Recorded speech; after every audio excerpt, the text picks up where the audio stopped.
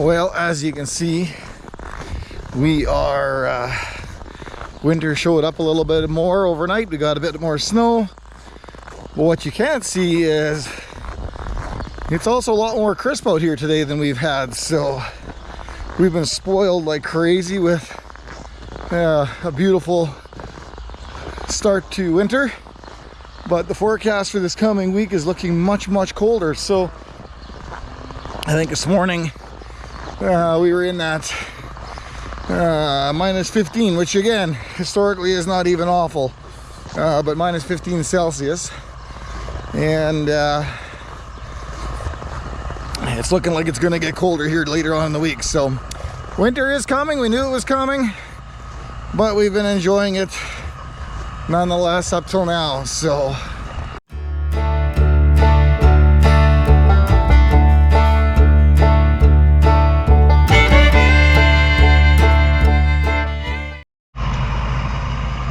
the guys are out here. I'm going to do a quick walk around the cows. They're busy feeding, and I'm going to just do a quick walk through, make sure everybody's doing okay.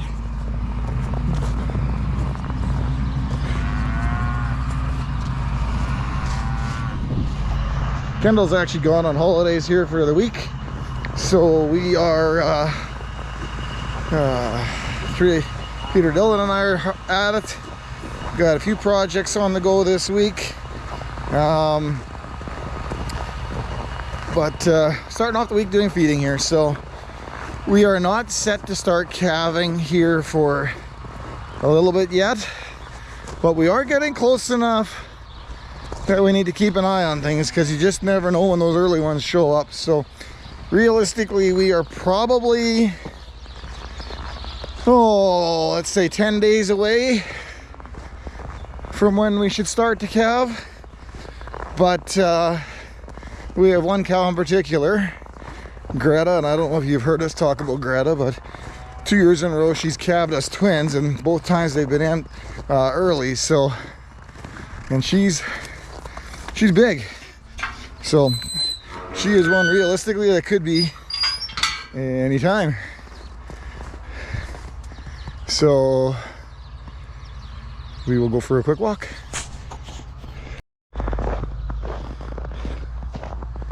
Okay, so there's no little critters running around, which that's a good first sign, I guess. Well, I guess if they're running around, that's good. But there's nothing that looks unusual either, so. You girls think you're hungry? Still pretty quiet, so you can't be too bad, but the food's a-coming. Just gonna check and see if there's any starting to bag up.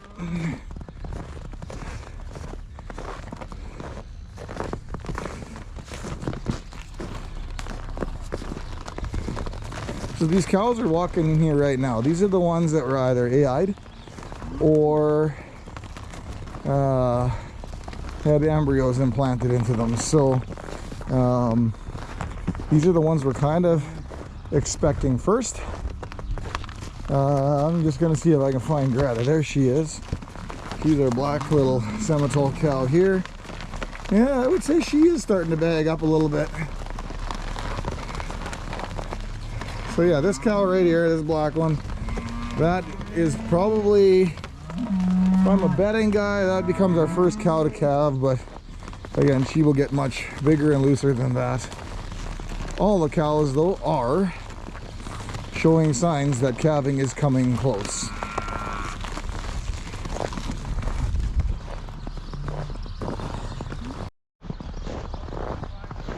What's that, Peter? This cow looks a little off. You got one that looks a little off?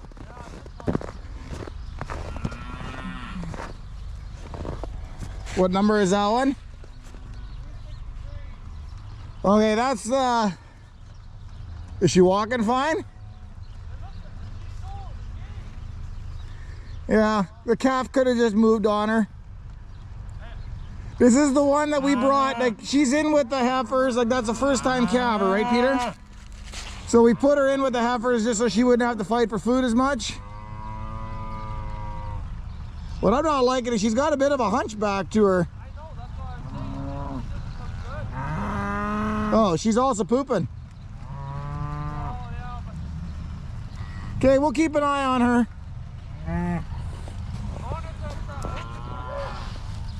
So this pen here where Peter's in, this is our bred heifers. They're in here.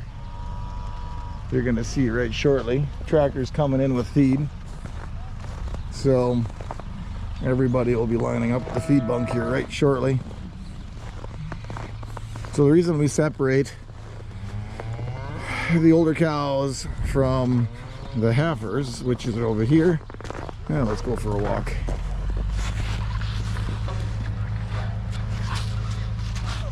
Popping up and over the fence. So the reason we do that is these cows are a little bit smaller, and then we got this one that Peter was worried about. She's had one calf. She's been probably our skinniest cow that we've got. So we've got them separate so they don't have to fight for food, and just trying to get these cows into the best possible shape prior to calving that we can. So yeah, you're right. She looks fine. Like I'm looking at her eyes and stuff. She's not looking. But you can see they all got straight back. She's hunched over. Yeah. And she doesn't.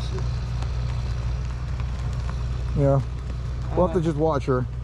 You know, as much as I don't like snow, and I really can say that I don't, the one thing about the snow is it makes things look pretty and clean, and well, I don't know, just a little bit nicer than just black everything, dark, dirty. It's just, yeah, I don't know, hard to explain, but clean white snow.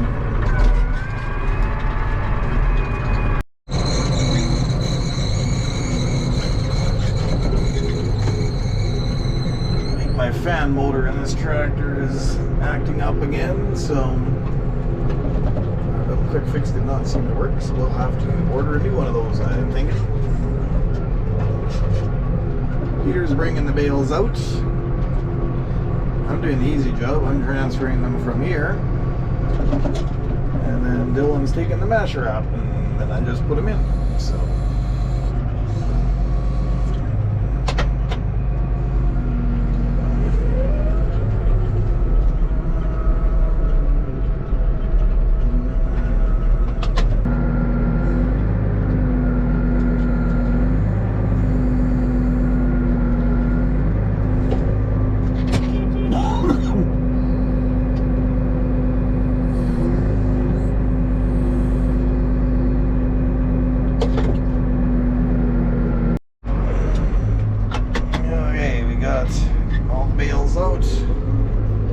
Okay, then you want me to go out the other way?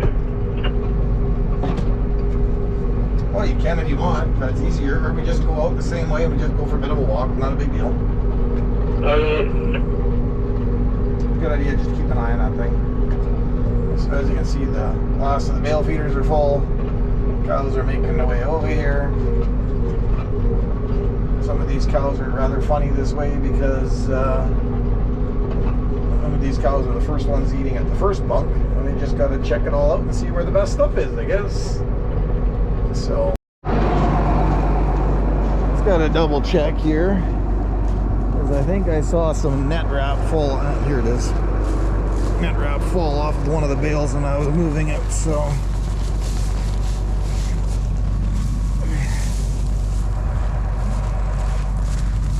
just got to double check. Twofold, you do not want cows ingesting this stuff, and second of all, I don't want it left in the field either. So checking this more and more clump here. Some of the cows are definitely starting to show signs of bagging up too, so probably within the next week or so we'll be bringing the rest of these girls back to the barn. Yeah, that's the last of the net wrap. So we'll head back. So yeah, I think that's got that cleaned up. We'll go check the water and load up the plastic from the net wrap, or the bales. Does that work? I just had seen this net wrap here lying, so I figured we better get that cleaned up. Cows look good though, eh? Yeah.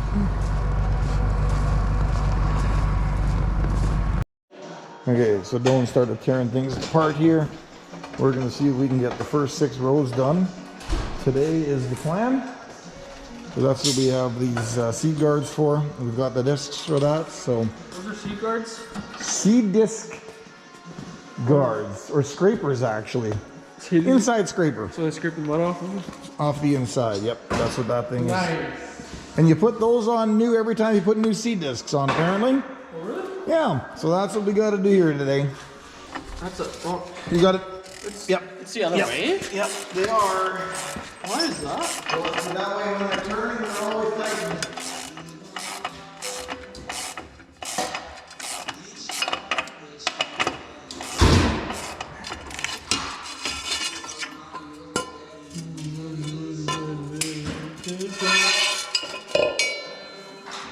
You got it?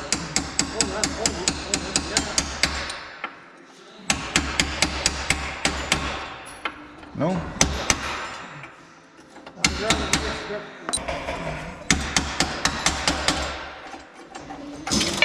Got it, Peter.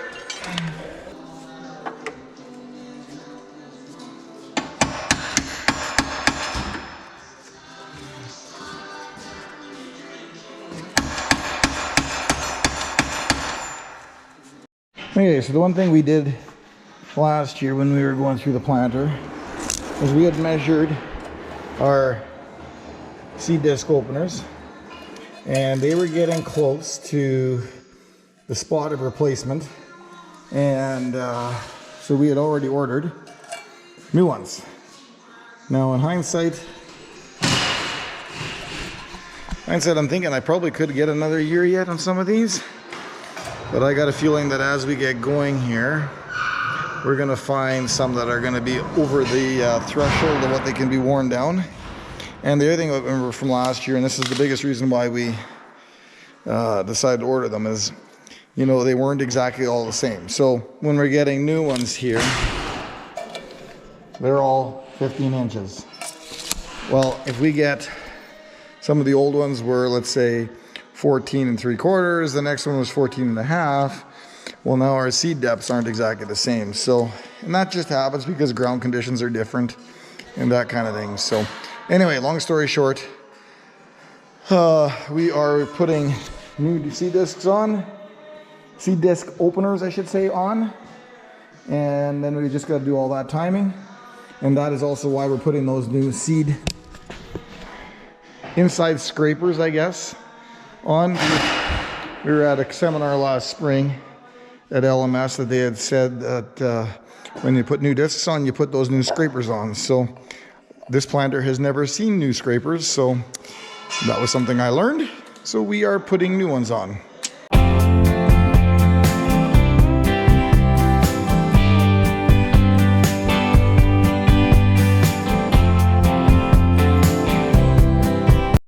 See if I can explain this to you a little bit. So when I'm crawling around underneath here, and part of the reason we have to change discs every once in a while is when they get worn to a certain point, the discs actually get so small that they don't close in properly, because you can see they are at a slight angle. So here they're 3/4 of an inch wide and they close right up. So what we got to do is we got to put shims in such a way that for about that distance, let's see if I can get this, it's about 1.5 inches or so, you want those discs touching. If they're touching too far apart, that means I've got too much pressure on there. And if they're not touching enough, then what happens is, well, I don't have enough spacers, or no, then I have too many spacers, and what happens is now dirt will get in there, more likely to get in there and plug things and just cause problems.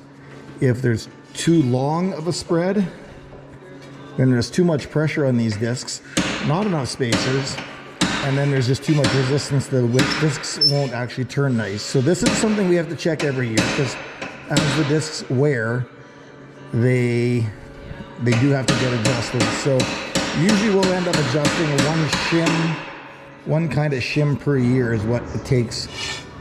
Okay, so we are coming to the end of the day, and we've had a fairly progressive day. The guys have gone home here already, but Dylan and I were able to get rows 19 through 24 complete. Well, Dylan and I have been working on that one. I'm going to show you a little bit about what Peter's been doing over here. Peter has been finishing up a project we started about 2 years ago, and that's our old cattle trailer. And you can tell where we started a couple of years ago. We had to cut the bottom out because it was rusting all out and put new fenders on and all that kind of stuff. But what Peter's been working on is we had to put some new light boxes in and that kind of things for electrical.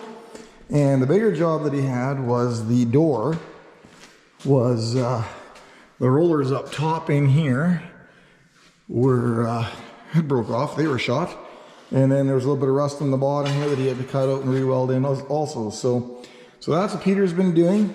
He made a new hinge for this corner, and he's been making these little boxes. So that's kind of fun.